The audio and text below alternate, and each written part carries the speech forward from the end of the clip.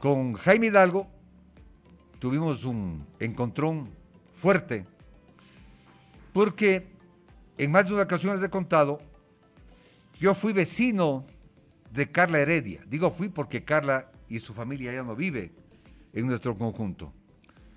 Yo desde pequeña le veía como Carla Heredia, no sé si por gusto, por presión de sus padres, estaba en el ajedrez.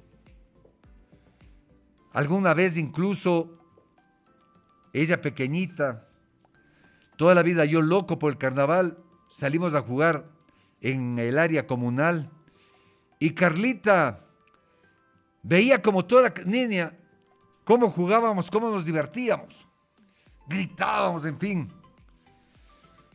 Le veía a Carlita desde la ventana. ¿Qué dije yo? Me subí por el tapial y le saqué a Carlita que vaya a jugar. Y obviamente se divertía Carla Heredia.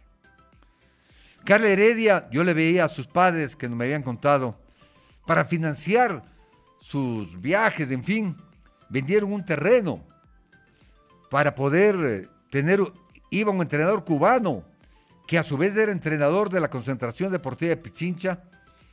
Alguna vez que nos invitó Alicia Heredia y Patricio a una comida donde estuvo el entrenador cubano, yo me acerqué y le dije a él, cuénteme, Carlita, ¿es buena mismo para el ajedrez? ¿Es buena mismo para el ajedrez? Me dijo, sí, es buena para el ajedrez. Entonces a Carla Heredia, yo le dije, Carla, si el ajedrez, efectivamente tú eres buena, dedícate al ajedrez, porque también le gustaba el fútbol, jugaba fútbol en el colegio alemán. En el colegio alemán tenía perspectivas de una beca, imagínese, para estudiar Alemania. Pero Carla dijo en un momento determinado, no, yo voy a estudiar, que para mí fue una verdadera sorpresa. Dije, en verdad, así deben ser los deportistas. Voy a estudiar a distancia. Y se fue a un colegio a distancia, que con todo respeto, los colegios a distancia no tienen el prestigio de un colegio alemán. Y Carla se dedicó 100% al ajedrez. En estas semanas que Carla Heredia ha comenzado a poner contra toda persona que le escribe a ella sus puntos de vista, muchos que no comparto, me entero que Carla Heredia estudió en la universidad en Estados Unidos gracias a una beca del gobierno ecuatoriano. Conozco que el Ministerio de Deportes le ha dado dinero para poder participar. Y todo nace este problema porque dentro de la Federación Ecuatoriana de Ajedrez hay elecciones y comienza Marta Fierro a decir que es un club de papel. Y desde ahí comienza. En vez de demostrar Carla Heredia que era un club de papel, lo que Marta Fierro sí decía, el por qué es un club de papel, comenzaron a toparse incluso cosas muy personales. Yo he invitado a Jaime Hidalgo porque he tratado de recordar los problemas que había. Yo recuerdo que Jaime Hidalgo le sancionó a Carla Heredia y yo como abogado presenté un escrito, un alegato de defensa, porque nunca hubo el debido proceso. A Carla Heredia le acusaban de que ella no era una compañera de equipo. Ella iba con su mamá en avión mientras los deportistas iban en bus. Ella no se hospedaba con los compañeros en el cuarto o en la habitación asignada, sino con su madre. Ella no comía la comida de los otros deportistas, sino algo que les llevaba a su madre, para decirles muy ligeramente. Y precisamente yo hice un reclamo legal como abogado, no como periodista. Tuve un encontrón con Aníbal Fuentes, nos enojamos con Aníbal Fuentes. Con Susana Piedra también nos enojamos, que era relacionadora pública, porque yo consideraba que Carla Heredia estaba siendo injustamente sancionada por Jaime Hidalgo. Hoy quiero saludarle a Jaime Hidalgo y que nos cuente qué mismo pasa en el ajedrez. Buenos días, Jaime, y gracias por haber venido. Buen día, Pablo. Un saludo a toda la afición de este prestigioso programa.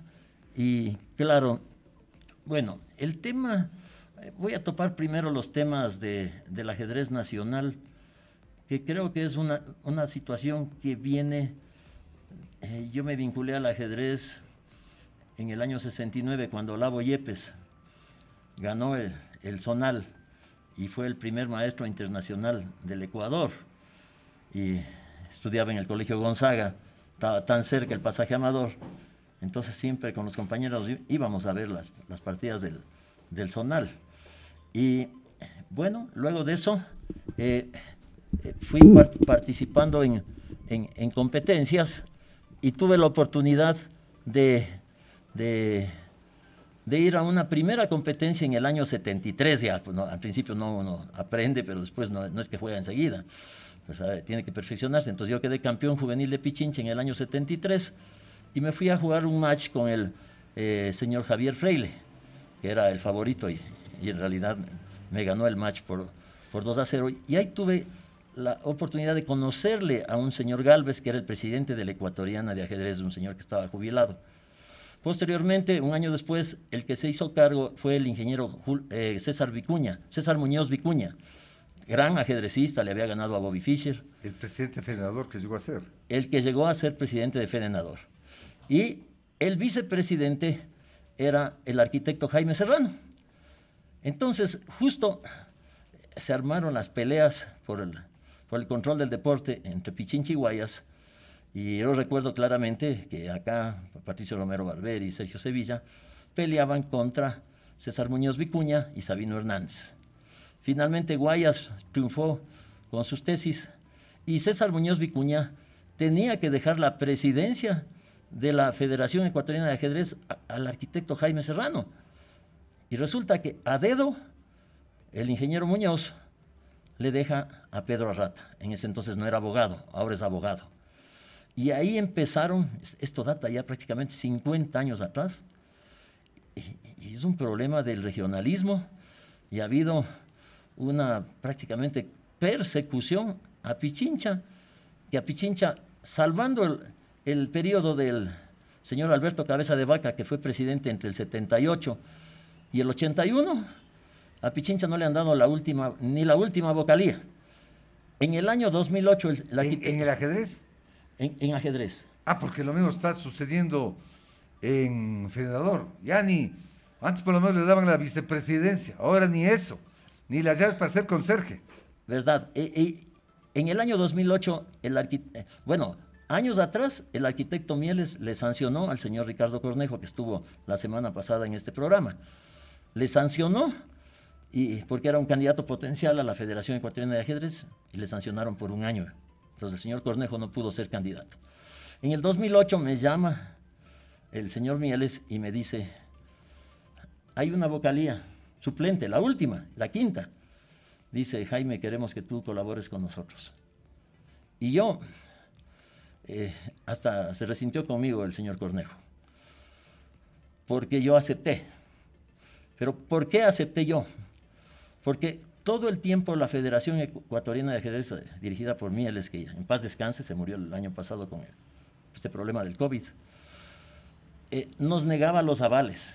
Entonces teníamos deportistas talentosos como Lenín Guerra, Ciro Díaz, Brian Macías, Carla Heredia, obviamente, no me puedo dejar al margen si era una de las representantes principales, Abigail Romero, Paulino Orejuela, después vino Anaí Ortiz. Entonces yo acepté. ¿Pero por qué acepté? Para que empiecen a darles los avales a los chicos acá. Ya digo, el señor Cornejo se resintió conmigo, y en cambio el doctor Aníbal Fuentes me felicitó, porque me dijo: has dado un paso importante para el crecimiento del ajedrez de Pichincha. Y entonces uno, cuando está como dirigente, tiene que a veces hacer estas cosas, tiene que negociar, tiene que buscar que se abran los caminos para el crecimiento del deporte. Cuando nosotros llegamos con Ricardo, prácticamente el ajedrez de Pichincha era menos que un 0. No había ganado nada. En 23 años, nada. El ajedrez femenino no aparecía. Igual el ajedrez masculino. Los máximos exponentes en 30 años eran el señor Plinio Pasos y el maestro Fide Hugo Muñoz. ¿Pero por qué? ¿Por negligencia de la dirigencia? Desgraciadamente se concentraban mucho los recursos en ciertos jugadores, ¿no? Había una crítica y también había mucha división en el ajedrez de Pichincha. Entonces se disparaban muchos dardos en contra del señor Plinio Pasos.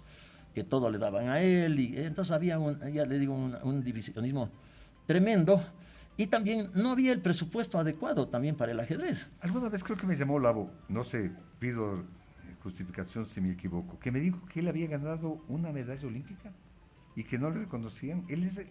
Era uno de Pichincha que me llamaba, sabía llamarme cuando decíamos nosotros que no hay medalla olímpica en Pichincha, y él llamaba y decía, insisto, no sé si es Olavo Yepes, que decía, yo gané una medalla olímpica, fui el primer deportista en ganar. Y bueno, Olavo fue un símbolo, ¿no? Para el Ecuador, fue campeón del zonal, el primer maestro internacional, toda una eminencia deportiva, ¿no? Desgraciadamente ya falleció, pero me precio de ser muy amigo de Olavo Yepes, he visitado a su familia, he estado en su casa, me he quedado días, semanas me he quedado en su casa, siempre hemos estado hablando de ajedrez. Él siempre pedía que el ministerio le haga y el Congreso le haga un reconocimiento por haber sido un símbolo. Era en ese entonces, yo me acuerdo, era Olavo Yepes y los dos galos Legarda eran los símbolos de Pichincha, porque ganaban todo. Pero volviendo al tema de los problemas del ajedrez, entonces esto data, como digo, de 50 años. Mira, cuando Alberto Cabeza de Vaca llega a la presidencia, yo era el tesorero, llega a la presidencia del Comité de Ajedrez de Pichincha, empezó a hacer los torneos Atahualpa, hizo 3 ediciones en el año 75, 76 y 77. Y fue motivo de una persecución.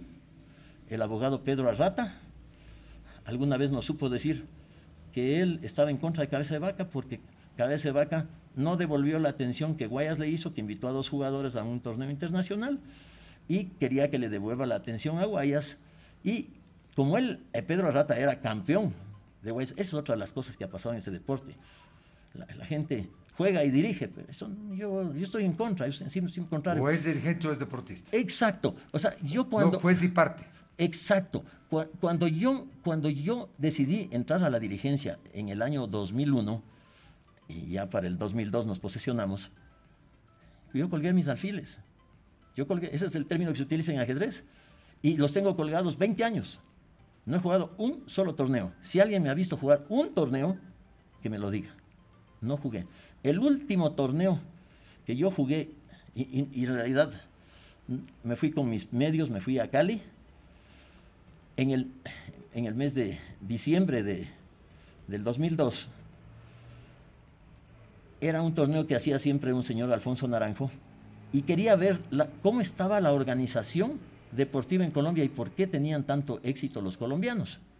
Entonces yo me voy y veo cómo se organizaba el torneo de Navidad en Cali, y me hice bien amigo del señor Naranjo y me dice, ¿por qué no participas? No te voy a cobrar la inscripción. Le digo, bueno, como no es un torneo oficial ni nada de eso, ni le estoy quitando a nadie, voy a jugar. Y me fue mal. O sea, ahí terminé de entender que yo tenía que colgar los alfiles y dedicarme solamente a dirigir. Aprendí mucho en ese torneo y traje modelos de Colombia para aplicar en el ajedrez de Pichincha, que como le decía anteriormente, estaba menos que un 0. Nosotros cuando entramos con Ricardo, había solo el local grande, no había forma de que los muchachos entrenen. Había 3 entrenadores, pero hacían milagros para poder entrenar y que no se escuchen entre lo que decía un entrenador y otro entrenador. Entonces con Ricardo empezamos a gestionar que el ajedrez debía tener un mejor local. Ahora, usted que va siempre a la concentración debe haber visto que prácticamente hay casi 600 metros cuadrados para la práctica del ajedrez. ¿Dónde está? Mejor dicho, 3 años que no voy a concentración.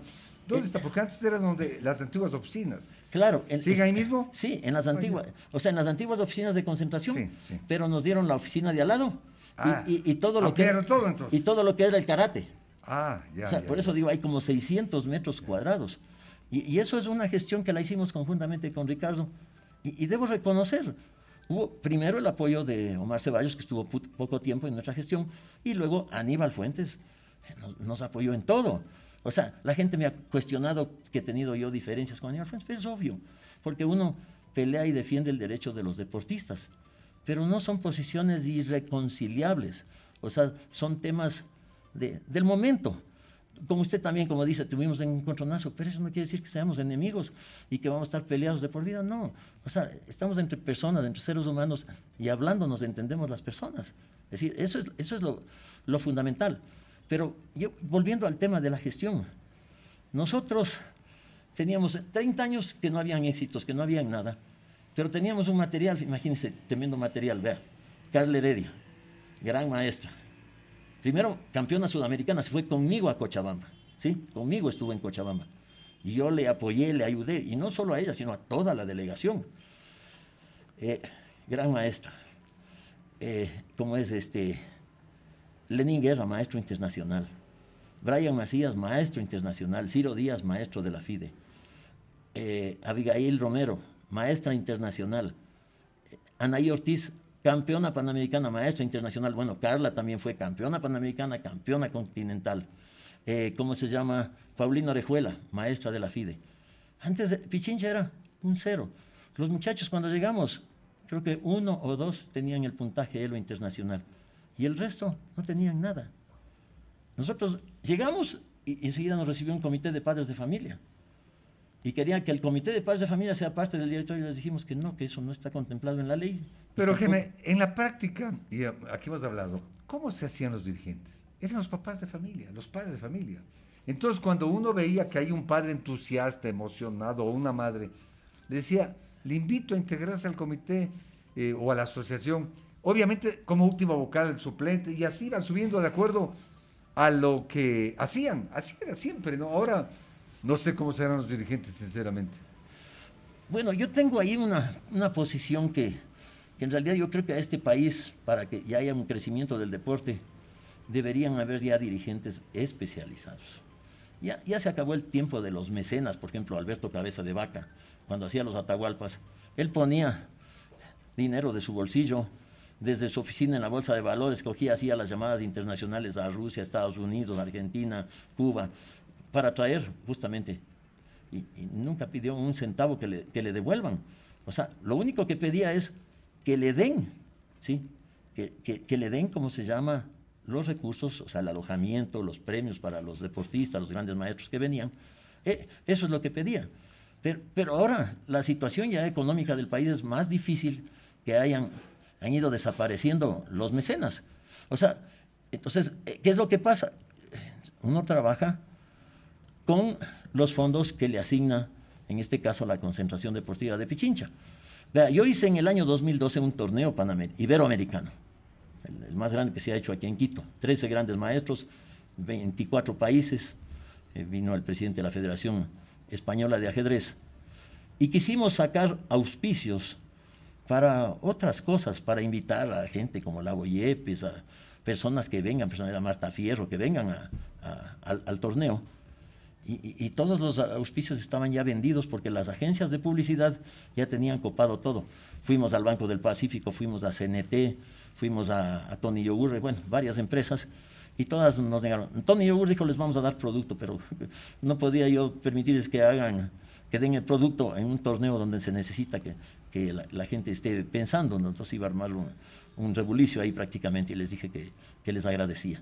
Pero bueno, entonces, volviendo al tema, yo creo que ya es hora de que se, como se dice, profesionalice este tema de la dirigencia, para que el dirigente va a recibir una remuneración, pero ponerle claramente lo que son las metas, los objetivos, y de tal manera que él pueda, ¿cómo se llama?, tener el compromiso y hacer todos los objetivos propuestos. Voy a hacer una pausita. Este viernes 17 de junio, a partir de las 5 de la tarde, Coliseo Julio César Hidalgo, arranca el Campeonato Nacional de Cobole Copa 2022.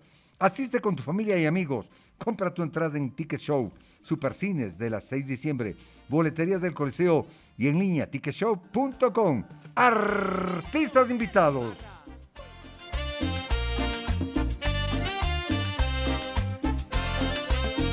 Orquesta Señora Cumbia, Mónica Alexandra. Recuerda, la general a tan solo $5. Copa 2022.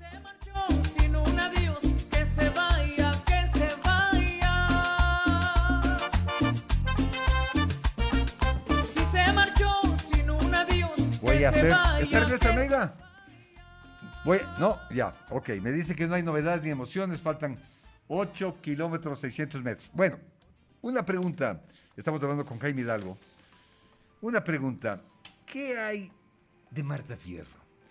¿Qué tal deportista es? Porque yo me he vuelto a conectar. Alguna vez la PDP le designó la mejor ajedrecista en mi periodo. Es ahora incluso vicepresidenta de la FIDE, o de la Federación Deportiva Internacional de Ajedrez. ¿Qué tal es Marta Fierro? Estoy justamente escribiendo un artículo que se lo va a hacer llegar. Espero terminarlo en este feriado, que se llama ¿Quién es la verdadera Gambito de Dama en Ecuador? Porque y estoy haciendo un análisis, justamente de la trayectoria de las 8 principales deportistas mujeres que ha tenido el Ecuador. Marta Fierro, obviamente, Carla Heredia, está Abigail Romero, está Jacqueline Bosch. ¿Anaí no es mejor que Carla? Anaí Ortiz es una buena muchacha, es un buen talento, ha ganado campeonatos, inclusive así ha quedado en torneos adelante de Carla, pero desgraciadamente el tema de sus estudios de medicina, todo eso le están complicando y no sé exactamente, no le podría decir, como no ha habido actividad en la ecuatoriana de ajedrez, cuál es el nivel. Carla está jugó un torneo de Semana Santa en Antioquia, ahora está jugando un torneo en el Gildardo García en Memoriam, sí, según le vi en el resultado iba con 4,5 puntos de 8, puesto 35 más o menos en los resultados de la FIDE, pero está activa y está jugando con varones, es un torneo que tiene que jugar con varones. Vea, yo le voy a decir, la mamá de Marta Fierro, hace un montón de años, vino y me dijo, con la confianza, ¿no? Jaimito me dice, te quiero yo hacer una pregunta. ¿Tú crees que mi hija debería jugar torneos de varones? Y yo le dije sí. Es la única manera que ella pueda subir el nivel, porque en los puntajes hay una diferencia entre los varones y las mujeres de 200 puntos. O sea, gana más puntos. El maestro internacional tiene 2.400 puntos y la maestra internacional tiene, ¿cómo se llama? 2.200, 2.100. ¿Ya? Esa es una diferencia bien grande, ¿no? Es una diferencia abismal. Me han preguntado muchas personas, ¿por qué? Le digo, es como se formó la humanidad. El hombre, como tenía que salir a buscar la comida, ha sido más intrépido, más aventurero y todo lo demás, y eso se viene heredando desde tiempos remotos. Y por eso es que Kasparov tiene como 2.800 puntos y la campeona mundial tiene 2.600, por decir algo, más o menos. Entonces, hay una diferencia. Pero bueno, entonces estaba yo analizando justamente todo esto, se me escapaba justamente Anaí Ortiz, y había 2 ajedrecistas más, que Abigail Romero, May Río Frío y Rocío Jimbo. Entonces, ¿cuál es la idea de este? Determinar una situación que sí puede ser motivo de mucha controversia. Marta Fierro, ella es maestra internacional absoluto, que para eso se necesita un puntaje base de 2.400 puntos. El puntaje actual de Marta son 2.353, si mal no recuerdo, ¿sí? Entonces, claro, últimamente ella ha estado inactiva, y ella lo sabe. Para lo que es gran maestra, el puntaje base son 2.200, nada más, no es más. Ese es el requisito que pide la FIDE para poderle dar la norma o darle el título directo, por ejemplo, cuando Carla ganó el torneo continental, ¿sí? Eso básicamente. Entonces, claro, hay una diferencia abismal entre una gran maestra y un maestro internacional absoluto, por el puntaje, ¿sí? Entonces, ese mérito lo tiene Marta y... Claro, ¿pero no tiene el mismo título Marta y Carla? No. ¿No son gran maestras internacionales? Ambas son grandes maestras, pero la siguiente categoría después de gran maestra femenino es la internacional. Hay una categoría absoluta, que es la absoluta, exacto. Y Marta Fierro tiene ese mérito que es maestra internacional absoluta. Pero todo el mundo le dice la gran maestra, porque al decir maestro internacional absoluto, nadie entiende. Es un problema de la FIDE, como hizo las categorías, ¿ya? Ahora, entonces, Marta Fierro está a la altura. Yo creo que en el rating ecuatoriano creo que sí está en sexto lugar, contando toditos, todos activos y no activos, está en sexto lugar. De la historia del ajedrez. Está, sí, inclusive dentro de ese listado está Olavo Yepes, está Napoleón Garcés, que ya fallecieron, están todos. Ella está en sexto lugar. Actualmente, Carla Heredia tiene 2.083 puntos y, ¿cómo se llama? Marta tiene 2.353. Marta tiene 2.000. 353. Y Carla. 2083. Ah, hay como 300 puntos de diferencia. Exactamente. Yo recuerdo que Carla Heredia fue homenajeada por la Asamblea Nacional por campeona mundial amateur. Yo he revisado, pero no he encontrado ese título. No, es que esa federación amateur de ajedrez no existe, no hay. Se la inventaron, creo, en Grecia para hacer un torneo, pero eso no existe. La única... Ese de ahí no le asignaron puntos oficialmente. No, pues, o sea, no dan. O sea, ese torneo tenía que ser registrado a la FIDE. Ya. Sí, la única rectora del ajedrez mundial es la Federación Internacional de Ajedrez, o sea, la FIDE. Ella es, entonces no es, fue en realidad, yo lo tomé con mucho asombro, pero vea, yo en la vida también soy prudente. Hay muchas cosas que uno deja prudente. Y yo dije, ha de ser. Después vinieron los run, que no fue así, que esto, que el otro. Pero legalmente, esa federación, por lo menos amateur, yo la he visto y no existe. Ahora bien, No. ¿Qué pasa con Carla Heredia? Porque Carla Heredia se ha sabido vender muy bien en redes sociales, es una chica muy inteligente. Yo recuerdo, como lo decía, su madre le presionaba a Carla, iba con ella, en fin. Nunca le dejó que camine sola Carla Heredia, sobre todo en su inicio, no sé, ahora me imagino que ya por ser adulta, en fin, ya puede hacerlo eso sola. ¿Qué pasa con Carla Heredia? Pero yo creo que era más bien a la inversa. Yo creo que Carla le presionaba a la mamá, porque usted sabe que ahora cómo están nuestros muchachos, los pájaros disparan a las escopetas. O sea, Carla siempre tuvo un ñeque, Carácter, sí. carácter difícil, duro. Vea, yo puse un término que me han criticado en el Twitter, me han dicho de todo. Ah, sí, leí. Que puse que me tocó enderezar. Claro, es que verá, yo cuando ingresamos, es que cómo cogimos la asociación, en qué situación tan deplorable, estaba chueco todo, había que enderezar, pero era así. O sea, es decir, y yo me mantengo en el término, y si vemos a la parte de lo que son sinónimos, sí hay otros que son tal vez términos, o sea, menos duros. Pero bueno, es Pero lo que... Carla le respondió, Jaime, a usted, le respondió Carla. Claro. O sea, por eso digo, no sé por qué ella está en un plan, porque responde ahora a todo el mundo, ¿no? Sí. Me responde que el término está duro, todo eso. Bueno, yo digo siempre, la gente a veces se ha vuelto ahora quisquillosa, nadie le puede decir nada. O sea, y el lenguaje español es tan amplio que, bueno, puedes usar una cantidad de términos mientras uno no ofenda. O sea, pero bueno, digamos que debía utilizar el término, qué sé yo, encarrilar, orientar, bueno, lo que sea, ya. Pero bueno. O tomar en el sentido que lo dijo. Claro. Entonces, ¿qué he visto últimamente de Carla? Primero, a mí no me gustan lo que son las noticias fake. Pero, por ejemplo, ese torneo de Semana Santa en Colombia, ella fue y quedó en séptimo lugar.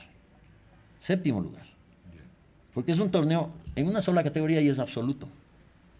Ella quedó la mejor, o sea, la dama mejor ubicada de todas las que participaron, que fueron pocas, pero bueno, quedó la mejor ubicada. Pero no es lo mismo decir, vine y gané el torneo de Semana Santa. No es lo mismo. O sea, quedó séptimo lugar y la dama mejor ubicada. Por ejemplo, porque ella decía que ganó. Claro. No ganó, sino fue la mejor ubicada. Una noticia en Teleamazonas, el señor Alberto Astudillo, y dijo, Carla Heredia ganó el torneo de Semana Santa. Y no ganó. O sea, quedó la mejor ubicada entre las mujeres que participaron. Porque ¿sabe qué? Cuando hay esos torneos abiertos, participan niños, jóvenes, viejos, mujeres, hombres, o sea, es un torneo abierto, ¿sí? No clasifica a nada, absolutamente a nada. ¿Es verdad que Carla Heredia participa para sacar más puntaje en torneos en donde uno paga para participar? ¿Se paga en torneos de esa categoría? Sí, se paga inscripciones. Aquí hay un tema que lo topo entre paréntesis. Vea, cuando nosotros llegamos a la dirigencia del ajedrez, habían los famosos amarres entre los jugadores. ¿Cómo amarres? A nivel nacional. ¿Trampas o qué? Compra y ventas de puntos. A ver, ¿cómo es eso? Compra y ventas. Espera, Pero no tiene reloj, no tienen juez. ¿Cómo pueden hacer amarres si está bien controlado? verá, el reglamento de la FIDE permite hacer lo que se llama tablas, o sea, empatar por mutuo acuerdo. ¿Sí? Y también hay otras posiciones tablas, cuando uno se queda rey contra rey sin fuerza, o cuando, por ejemplo, resulta que hay un jaque perpetuo o una repetición de jugadas. Entonces hay varios escenarios. ¿Ya? Entonces, eso está permitido y se puede hacer. En los torneos anteriores que venían en los Atahualpas, el torneo internacional, venían los colombianos, les tocaba la primera ronda, y entre los 12, en 10, 12 jugadas hacían tablas. Bueno, es una estrategia de ellos, jugar contra el resto y entre ellos no matarse. Pero... sí. Es decir, se ponían de acuerdo.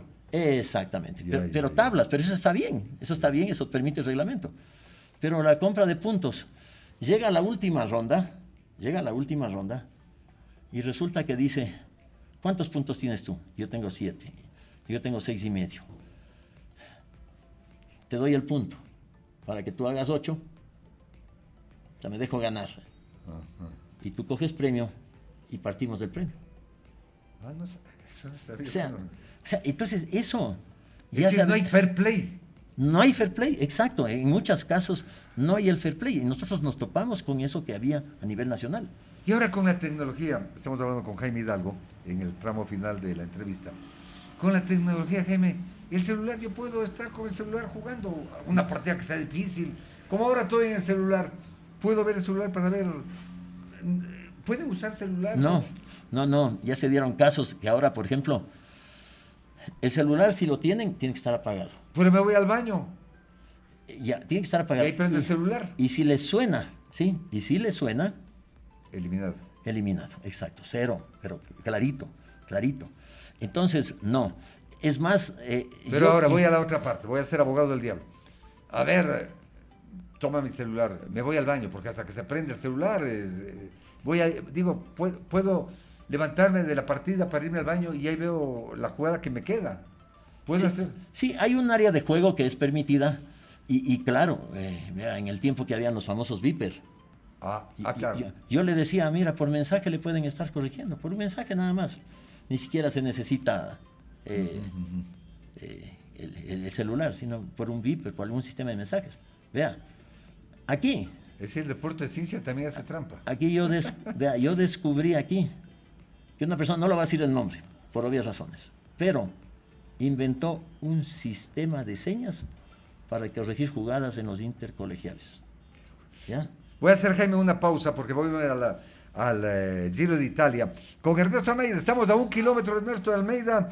Vamos con Ernesto Almeida Erazo, quien va a estar con nosotros, y le voy a dejar la inquietud a Jaime Hidalgo, porque... me dicen sobre una circunstancia que hubo aquí en las Olimpiadas y que fue el equipo ecuatoriano eliminado porque hubo una trampa. No sé, estoy con Ernesto Almeida. ¿Qué pasó, Ernesto? Ernesto Almeida, vamos con Ernesto Almeida. Ernesto Almeida, vamos contigo. Aquí estamos para indicarles, señoras y señores, va a terminar la etapa, falta 1 kilómetro. 1 kilómetro con un escapado. El hombre que hace noticia es el italiano Julio Ciccone, de 27 años. Él va a ganar la etapa. De acuerdo a lo que estamos aquí observando, no hay ningún cambio radical en la clasificación general. A 8 minutos, 10 segundos, viene Richard Carapaz, el hombre que va liderando el Giro Italia. No va a haber cambios. Solamente nos aprestamos a decirles que va a haber un ganador de la etapa del día de hoy. Este hombre que está haciendo noticia y también merece por lo realizado, por lo que ha actuado, por las escapadas, por lo que ha tenido Julio Ciccone, que va entonces al momento liderando la 15ª etapa, la jornada que hoy comenzó con premio de montaña y está llegando a su parte final, mi estimado Pablo. Los últimos metros aquí en el Giro Italia con Julio Ciccone. muy retrasado, no tanto retrasado. Segundo lugar para Santiago Buitrago, Antonio Berrero, que tratan entonces de alguna manera descontar a este italiano Julio Ciccone. Va a terminar la jornada, va a terminar la etapa. Estamos ya en la recta final.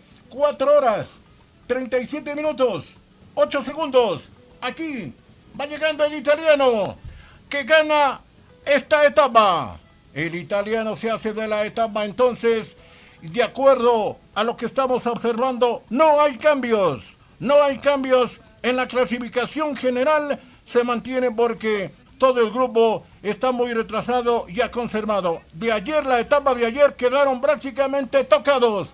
Qué emoción de este italiano al ganar con su público. 4 horas, 37 minutos, 41 segundos para el ganador de la etapa del día de hoy. Así se está desarrollando la jornada, así están festejando, así también están los aficionados disfrutando de lo que ha hecho su coterráneo y estamos a la expectativa del tiempo de Richard. Reitero, esto no hay cambios en la general. Julio Ciccone estaba a 23 minutos de Richard, entonces si gana unos minutos, bienvenido sea. Y comienza a apretar el grupo, comienza a apretar a Richard Carapaz, que se mantiene entonces como líder indiscutible. Va llegando el colombiano Santiago Buitrago, segundo lugar en la etapa del día de hoy. Así ha terminado la etapa, Pablo. No hay cambios, no hay movimiento y la emoción sigue en el Giro Italia. Vamos a tener otra salida contigo, Ernesto. Pero claro, para ver lo que pasa y lo que hay que saber es el tiempo de Richard. Es decir, serían unos 7 minutos, mi estimado Pablo. Y va llegando ya el segundo, ¿no? Con una diferencia bastante considerable de 1:10. Le ganó entonces el italiano al colombiano en esta 15ª etapa. Te ruego, por favor, me interrumpes, no hay ningún problema, Ernesto. Bueno, le decía a Jaime Hidalgo, ¿qué pasó? Las Olimpiadas, fue eliminado el equipo ecuatoriano porque hubo un jugador, no sé si hombre o mujer, que hizo trampa y la Federación Ecuatoriana de Ajedrez nunca dijo nada. Mire, eso sí es bochornoso para nuestro país. Le voy a decir con nombre y apellido, es la jugadora Analía Miranda de Tungurahua. Yo siempre dudé mucho de la capacidad de ella, porque ella en algunos torneos anteriores a la Olimpiada le había ganado a Carla, le había ganado a Anaí. Que pudo ganarle, pero técnicamente usted consideraba que no. Yo decía que no creo. Digo, que en la pandemia esta muchacha llegó a jugar tan bien, ¿qué será? No, tenía mis dudas. A ella le entrena un ajedrecista de Guayas, maestro internacional, que se llama Miguel Muñoz, ¿sí? Que es justamente del grupo, del bando de Emilio Bastidas, ¿sí? Y yo escribí varias veces, varias notas, solicitando que se haga una investigación e inclusive de comprobarse que se le quiten los récords a esta deportista. Porque eso es una vergüenza para el país. ¿Cómo puede ser posible que le trinque? Entonces, Emilio Bastida dijo que no, que los controles que había hecho la FED estaban bien, pero yo presumo que alguien le estaba corrigiendo las jugadas, como esto es virtual. Alguien tenía por ahí algún corrector o tenía algún módulo de computadora prendido, alguna cosa de esas, para, ganarles a las rivales. Pero la FIDE, que establece mejores controles, determinó de que estaba haciendo trampa. No obstante que sea virtual, ¿se puede comprobar eso? Claro, porque hay una serie de cámaras, hay una serie de cosas, una serie de indicios. También hacen una relación con el puntaje que tiene la jugadora.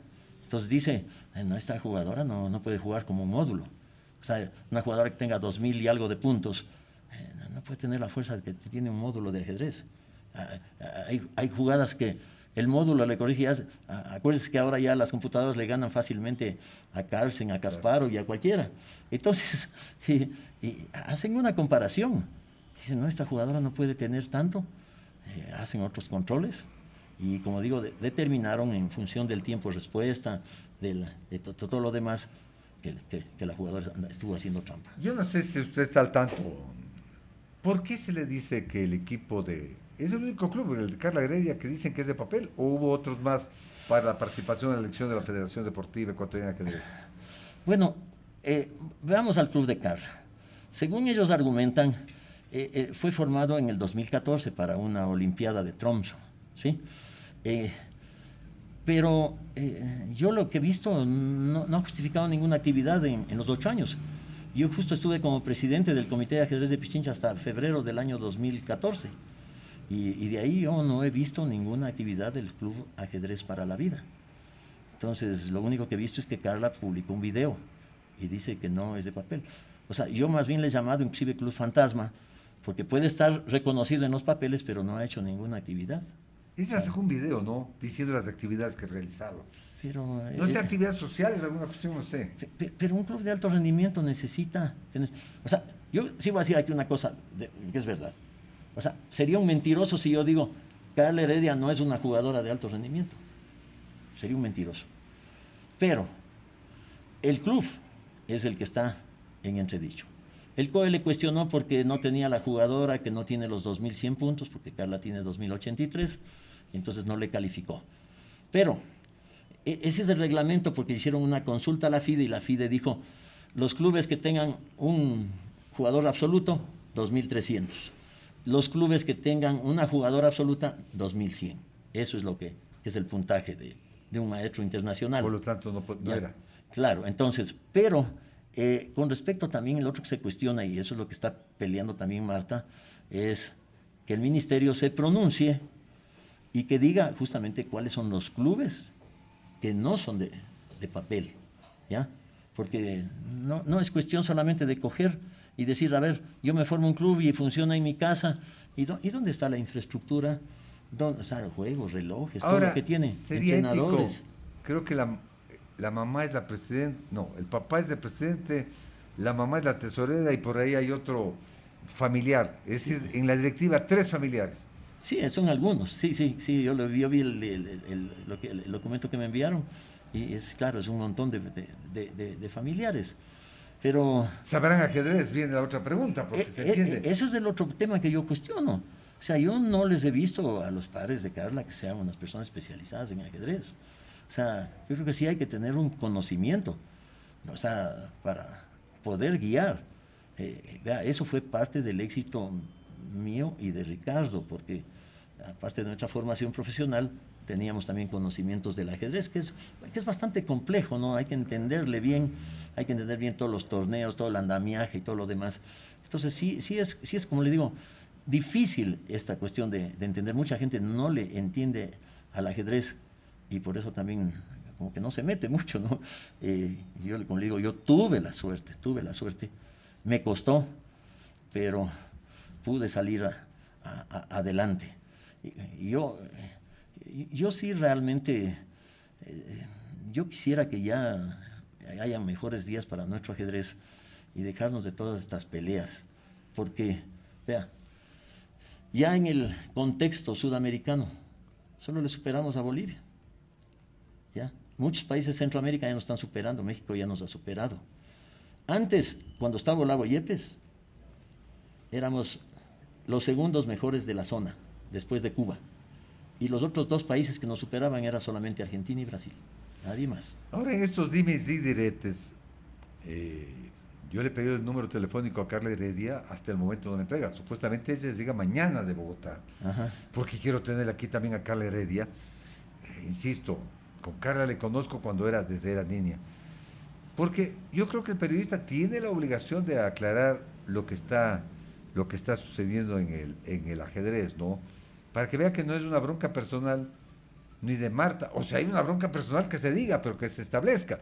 Pero en la parte deportiva, no metiendo cosas que son personales. Yo le quiero agradecer a Jaime, me ha dejado varios documentos que voy a analizar, les voy a leer tranquilamente para proceder a ver si hay cómo en la próxima semana tener aquí a Carla Heredia, obviamente, si ella me facilita el número telefónico.